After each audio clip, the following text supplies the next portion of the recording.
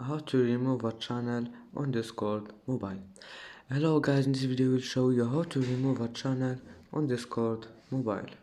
First go to Discord and then go to channel you want to delete. Like I want to delete this one, gaming channel, and then click settings.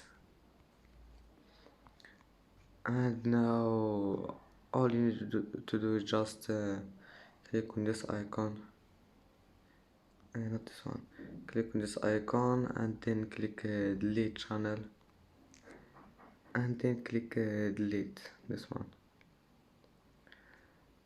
And as you see, channel has been deleted.